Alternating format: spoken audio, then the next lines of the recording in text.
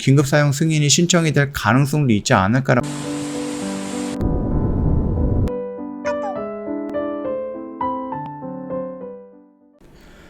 네, 안녕하세요. 허브경제TV 차호영입니다. 오늘 볼 종목은요, SK바이오사이언스라는 종목이에요. 일단은 국내 비교 임상을 선택을 했고, 해외에서 3,990명, 국내에서 93명? 이런 식으로 나왔는데, 일단은 국내 임상 대상 93명도 통계적으로는 충분하다라고 식약처에서 얘기가 나오고 있습니다. 요거를 좀 보도록 할게요. 일단은 SK바이오사이언스 코로나19 백신 510의 다국가 임상 3상 시험 대상자가 3,990명 중에서 국내 대상자 수는 93명밖에 안 되거든요. 이렇게 설정한 것이 한국인들의 면역 원성을 확인하기에는 일단은 통계학적으로는 충분하다라는 평가가 나왔습니다.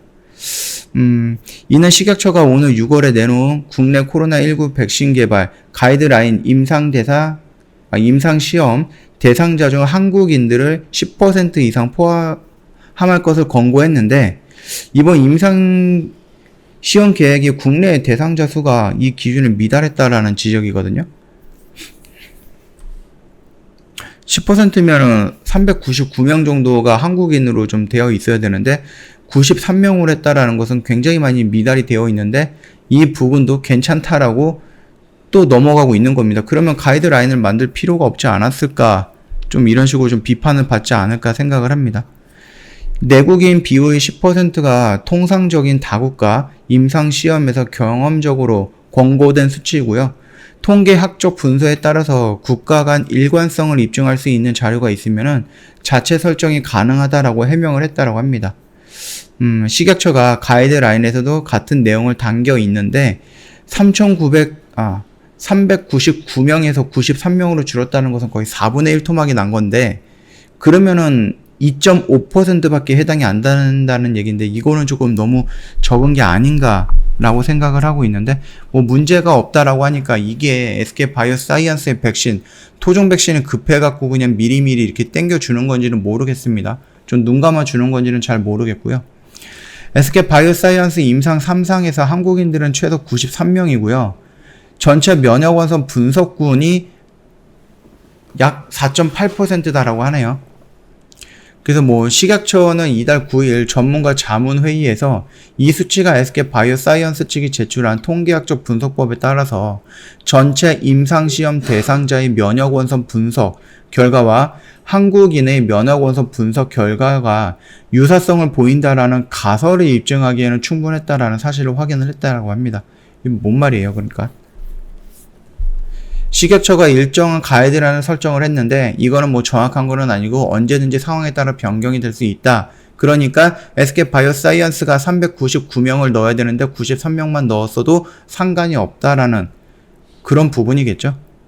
국내에서 수행한 임상 1상 2상은 이미 한국인 260명의 면역 원성 분석 결과를 확보한 상태이기 때문에 이 결과도 향후 품목 허가 시 국가 간 일관성 검토하기 위한 추가 자료로 활용이 될 것이다. 그러니까 3상에서 새로운 시험자를 93명을 했던 이유가 이미 1상이랑 2상이랑 했던 260명이 있기 때문이다라고 언급을 한 거네요.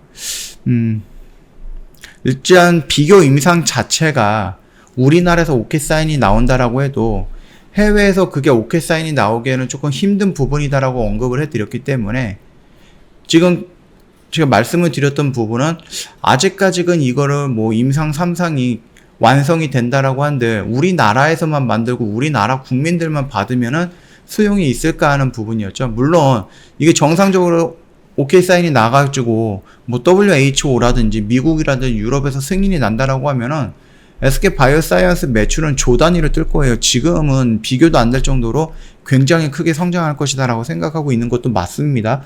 다만 이게 임상 3상에 대한 결과 발표가 정확하게 나와 있지 않기 때문에 그것도 기다려야 되고, 그리고 이게 비교 임상이라는 단점도 있기 때문에 그게 세계에서 통용이 될 것인가, 그런 부분도 좀 우리가 염두에 둬야 된다라고 말씀을 드렸던 거고요. 그 다음에 이제 요거 같은 경우는 아무래도 우리나라 협상력이라든지 아니면 SK바이오사이언스가 보여주고 있는 협상이라든지 아니면 SK그룹이 협상을 해 나갈 때 어떤 걸 주고 어떤 걸 받아온다. 뭐 이런 부분으로 해서 뭐 긴급 사용 승인이 신청이 될 가능성도 있지 않을까라고 생각을 합니다. 특히 SK 같은 경우는 뭐 미국에다가 뭐 반도체라든지 아니면 자동차라든지 전기 뭐 배터리라든지 많이 투자를 하고 있으니까 혹시라도 뭐 SK 바이오사이언스에서 토종 백신이 나온다라고 하면은 미국이랑 뭐 잘 협상을 해갖고 줄 건 주고 받을 건 받으면서 긴급 사용 승인을 받는다라고 했을 때에는 글쎄요. 굉장히 크게 폭발하지 않을까 생각을 합니다. 다만 그게 흐름이 좀 많이 걸리는 부분이거든요. 그래서 지금 임상 3상으로 들어간다라고 했을 때 이게 한두 달 만에 결과가 나오는 것도 아니고 몇 달은 더 걸려야 되는 부분이고, 결과가 나온다라고 했을 때 그 부분을 도출해내고 거기에 대해서 다시 한번 탐구를 해야 되는 부분, 그리고 그게 우리나라 시각처든 어디든 간에 승인이 나와야 되는 부분이고, 승인이 나오고 나서 이 공장에서 만들어야 되는 부분이고, 만들어 놓고 나서 또 유통을 해야 되는 부분이고, 이러다 보니까 아무래도 성구매한다라고 해서 우리나라라든지 아니면 뭐 다른 데 코백스를 이용해서 조금 개발도상국이라든지 이런 쪽에 조금 널리 뭐 이렇게 배포하는, 그러면서 코백스랑 일정 부분에 대해서 선구매 이런 작업도 다 진행이 되어 있다라고 제가 알고 있는데, 물론 그렇다라고 해도 결국은 가야 될 길은 아직 많이 남아 있다라는 겁니다. 임상 3상 진입을 한다라는 이슈가 나오면은 슈팅이 나오면서 추세를 우상향을 할 것이다 라고 말씀을 드리긴 했는데, 제가 생각했던 거 이상으로 너무 크게 나왔어요, 상승이.